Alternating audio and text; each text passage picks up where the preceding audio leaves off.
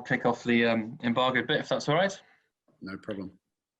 Can you talk to us a bit about Callum Sheedy? Obviously, he came on very well and finished off that game for you against England. How close was he to a start this week? Look, I think where we're going with the games, the way we want to play, the way we want to start games, when there's a lot of intensity, a lot of fresh bodies around, defences are in your face. I think it suits the way we want to play through that period of the game, having Dan there. And I think when Callum comes on, Willis comes on, it gives us opportunities to probably play slightly differently and mix it up a little bit more. But certainly they're two very, very good players. We're fortunate to have them both, and they are different types of players. So, yeah, that's the way we're running it at the moment, and it's working so far. How difficult is it for someone like him who has to go back in these down weeks? And he's played London Irish, he's played Worcester at the beginning of his career, and I know it's worked differently for Lewis in a similar situation, but coming out and trying to find your feet as a Wales fly half, but you're not always in camp. Is that tough?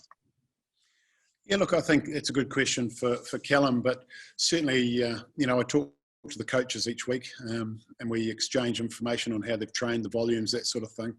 And each coach is slightly different in how they take that information and work with it. Pat Lamb's very good. Obviously, we know each other very well. And, Callum's training week is tailored so that he can get through these games of rugby. He's important to Bristol and they have the right to use him. Going back there, he knows he's got his work-ons from us and he continues to do that under the guidance of Pat and his coaching group. So we're comfortable with him going back there because it is a good environment and he's still learning his trade. But he's got such a level head on him, for a young man. He takes it in his stride, to be honest. And, some players would struggle more than others, really. But he's one that just takes it in his stride. Historically, Wales have been absolutely brilliant at negotiating these final 2 weeks when there's 2 to win for a clean sweep. What have you seen in the change of mindset or the way the boys are behaving, the senior guys who've been there and done it? I mean, someone like Alun aiming for his 4th attempt at this. I mean, how to do these last final. Yeah, you mentioned Alun Wynne there. He's spoken a bit this week and last week. He's been in this environment this situation so many times. So, it's invaluable, the information that he puts across to the younger players who are probably experiencing it for the first time or some of them who haven't done it that often.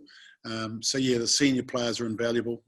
As you say, they've been there, they've experienced it, and they have the emotional support for the other players around them that find themselves in the situation for the first time. So look, it's exciting for the players, the oldest player and the youngest player. When you get to a situation where you've got an opportunity to do something special, you want to put in the work, the hard work, and that's certainly what Al's stressed. We work hard, we keep our feet on the ground, and we worry about only one opposition, and that's Italy. I think the minute you take your eye off the ball, the performances suffer. It must help you too, right? The guys around you, you've got, I think, 5 of the 600 are in your setup, whether they're coaches or players. 970 odd caps in the team again this week. All that experience is going to be vital in these last 2 weeks. Oh, certainly. It's an old saying, but you can't put an old head on young shoulders as much as you'd like to with some players. But look, we've got a bit of a balancing act going on at the moment. We're bringing some players through, which we've seen, and some of them have done very well and have cemented a spot. Young Louis Rees-Zammit, for argument's sake, at the moment is sort of commanding a selection each week on the wing. Good to see Callum on the bench.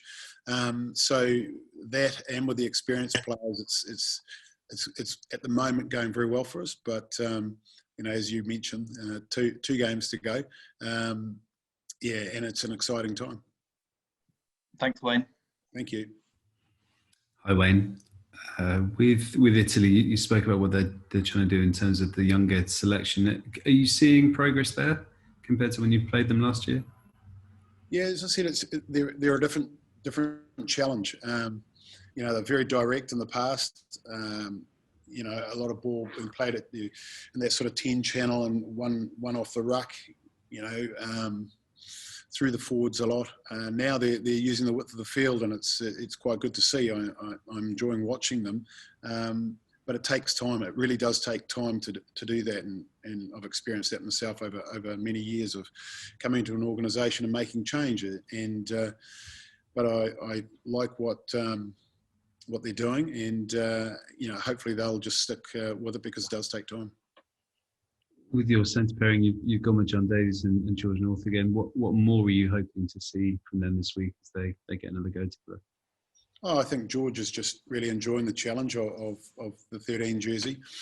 And, having chats with Jonathan, he's enjoying the challenge of moving in one, and it brings a wealth of experience. But when you think about it, there's a lot of test matches there with those two players, but only a handful at 12 and 13, and certainly as a combination there. So, it brings a bit of life back into some of the boys that have been there a long time, and new challenges, as I say, and they're both relishing the challenge. I think, if we can get some more game time under Jonathan's belt, that's going to serve him well.